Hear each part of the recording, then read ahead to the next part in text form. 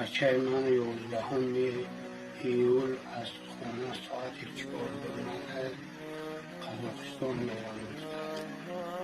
میرفتگیش روزی 13 علامتها زنگ زده که من در علامتها رسیدم و همه قطعی دیگه سیوی از گم شد دیگه یکون گفت خبر نیست.